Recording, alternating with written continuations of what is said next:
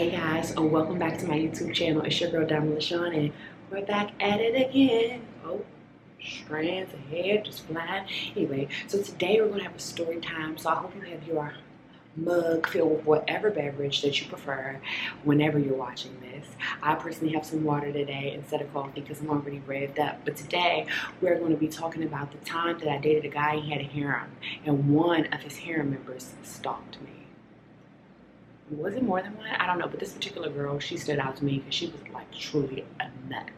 Whatever the case might be, I dated this guy, and he was like terrible. Like he was really like a bad guy to date. Like it wasn't really a good bone in his body, to be honest. Like I really just believe that he had a personality disorder. He had to be a narcissist because he like came with all of the signs, all of the symptoms, including the harem of women.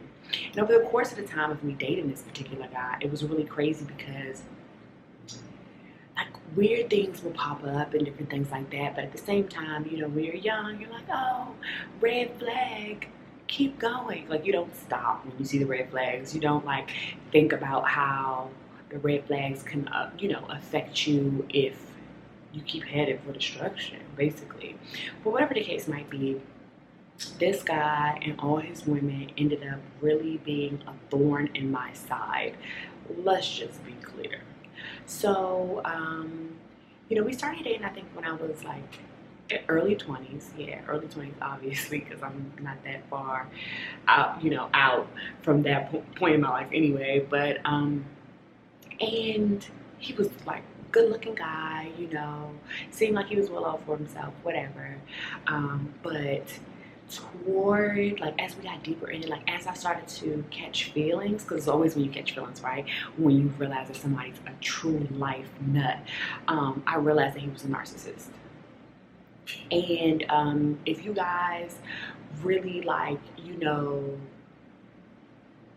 anything about narcissism, then you know that it's basically an incurable personality disorder, and you actually have to seek out help to get it. And most people that are narcissists don't think that anything's wrong with them.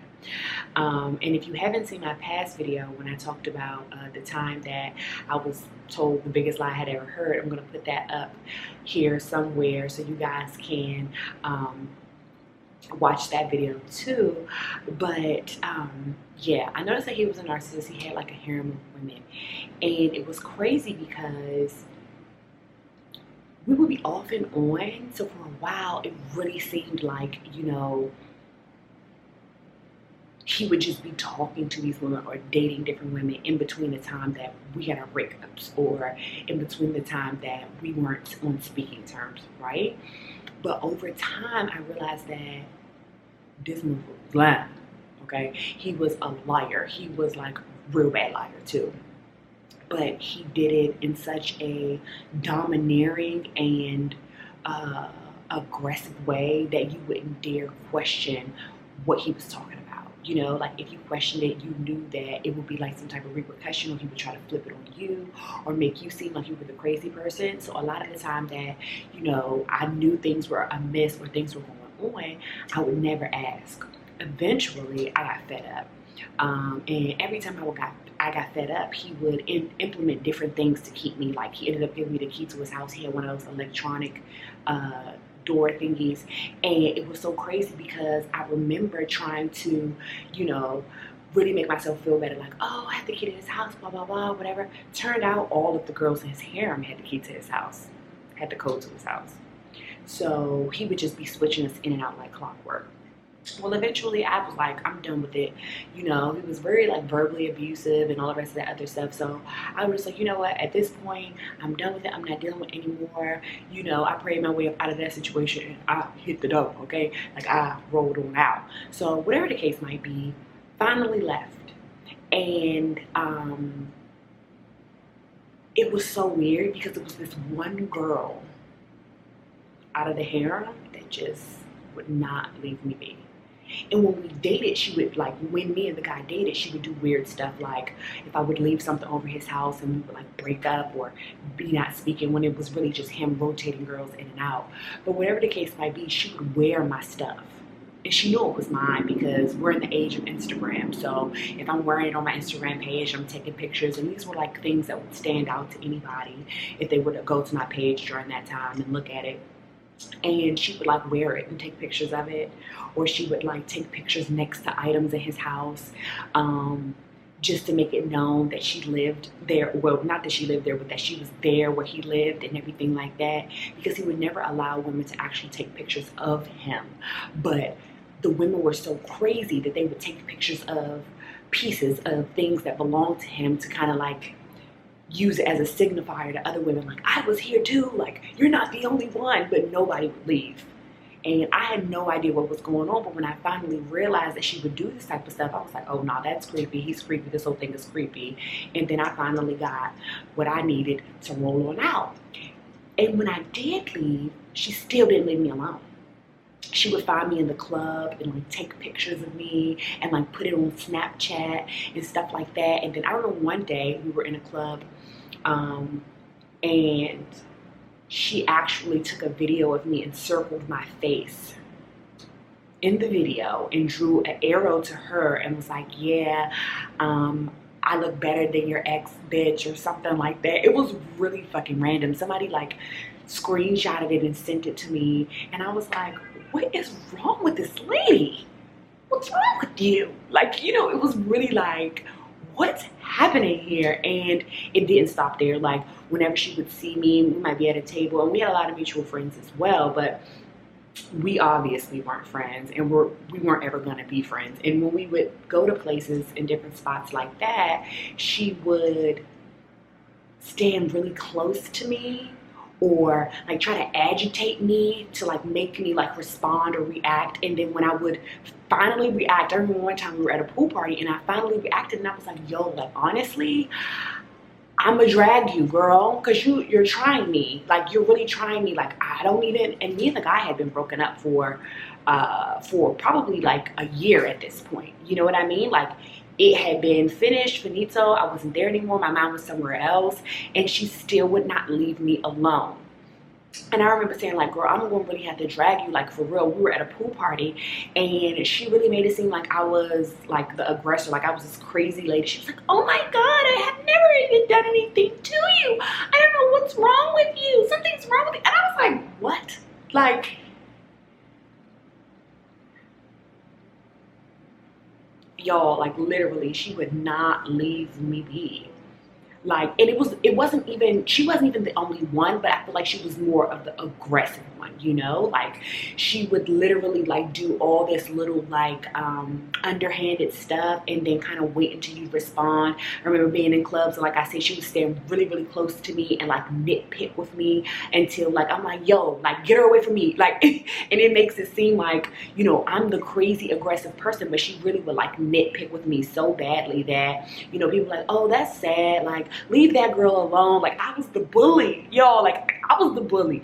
It was so crazy. Like, I just couldn't take it. And I just realized, like, at that point when I saw the red flags that he was crazy, naturally he was probably dating crazy women too. And like I said, she wasn't the only one. It would be other girls that would like approach me in public and be like, oh, how you doing? They would know my whole name and what I did, and, you know, what kind of car I drove. Like, yeah, because he posts you, or because he seems to really like you, and we've been around for 10 years. Like, people used to be like, we're around for 10 years. This guy, impossible. I feel like now looking back on it, it was like a really sick like situation, and knowing that I was in it is like crazy, because you never think that you would ever be a part of something like that. But like, I'm talking about here, girls in rotation, and it was such a sick cycle, because it wasn't just like a regular guy just like being a bachelor and like dating a whole bunch of different women. Like, these girls were like mentally invested in this guy, and like, he was like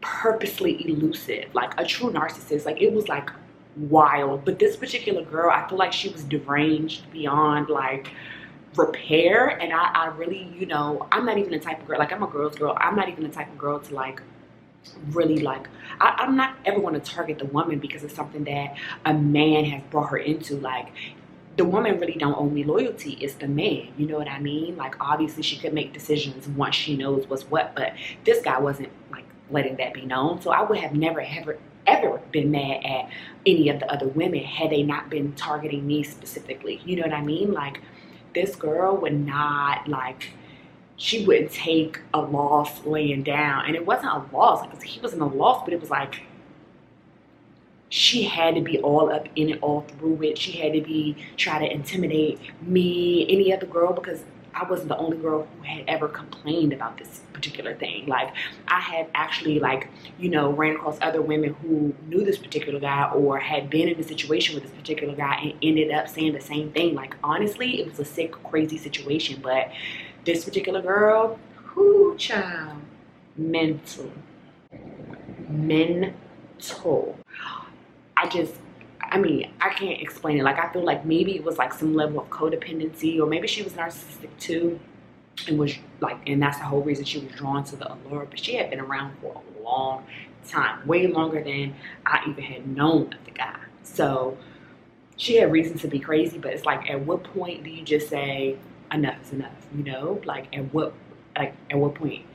And it was so bad that up until the point of me, I had moved on. It had been like maybe 2-3 years removed from this particular guy in this particular situation. I was dating someone brand new, and trust me, he wasn't the guy either, obviously, but I was dating somebody brand new. And I remember she was with a friend and she tried to fight me. Like, she was like, oh, and she, you know, she was like more of the all bark, no bite, I don't know what's going on, I've never done anything to a soul type of girl. But she basically put her friend up to it to be the aggressor. And I had never met the girl a day in my life. And apparently, you know, they had known the guy that I was with at the time, and they really tried it on my time. Like, it was bad. Like, it was like, oh, I want to fight her. It was like a thing in the club, and all of this stemming over a guy that I don't even contact or even know how to contact, even if I wanted to. You know what I mean? Like, crazy. And it just goes to show you, like, people really be crazy. I don't know how many times I can even say that word. Like, people be crazy. You know what I mean? Like, the marbles be loose. The marbles be loose. And I just can't believe that that actually happened to me, or that, you know, that was something that I even could tell a story about. And I really wish I had the receipts. It was such a long time ago, but like, I remember getting that screenshot of the video and somebody like, why is this girl so crazy? Or like, why is she wearing your stuff? Like, people, not even me, because I didn't follow the girl, but like, people would literally pick up on it and send it to me and just basically like, okay, it's getting creepy. And mind you, she was older than me, like probably at least by like 5 or 6 years older than me. Child, it's bad out there. Like, where the wild things are, baby. It's wild out there. Like, I just, at this point, I hope she's doing better, and I hope that that guy has gotten some help. But honestly, like, that was a crazy situation I have ever been in. Like, ever. Like, ever. Like, I can't even like describe it. It's so funny looking back on that, and then ending up talking to other women that know about this guy, know about his antics, and know about that particular girl, because all of them are always saying, and that girl, she was like terrible. Like, she was a nuisance to everyone. And to be that old and to be that crazy, it's like, at what point? At what point, man? It was so many times like I really wanted to choke the hell out of her. Like, and I just was like, you know what, Dime, if you do this, you're gonna look like a crazy person. You're gonna look like the aggressor. Because there were so many instances I would go to the club and she would pop up. It just would be bad. And now that I look back on it, I just want to let you guys know that if you are dating a guy and or seeing a guy, or you're interested in a guy, and things don't add up, it's because they don't add up, baby. Don't put yourself in that predicament to look crazy, or to be a part of a permanent harem, or to let somebody manipulate you for years and years and years and years to constantly get emotional labor. Like, nobody has time for that. Normalize Black women in luxury. Like, nobody has time for that. Like, honestly, once you realize that somebody is crazy, take it, put it in your pocket, and go. Like, really, like, be smart. Like, care about yourself enough to like hit the road, Jack, to be honest, because people are really crazy. I can't believe, like, to this day, I can't believe that there are really men out there that will really like gather up all of these women and just put them in different spaces emotionally and just manipulate them on like a rotating basis. Like, that's sick. And have no intentions on ever being good to them or committing to them wholeheartedly or being faithful or anything. Just mind thrashing them. I didn't want to say the F word, but like mind thrashing them the entire time. And like, before you know it, you look up and you're older and you've missed out on different opportunities because you've been dealing with some Dumbo head little boy. Like, no, I ain't got time for that. Whew. Have you guys ever been in a situation like that where it's like too many women to count? You don't really know what this guy is talking about. You don't really know what your significant other, like, if they really are even who they say they are. Let me know in the comments. Thanks guys for tuning in. Let me know if you guys like this story or if you guys want more story times, and if you guys have any other ideas on any topics that you want to hear from me about. Also, make sure you follow me on social media. I'll put my social media tags at the end of this video or in the description box. I'm not sure yet. And I will see you next time. Bye.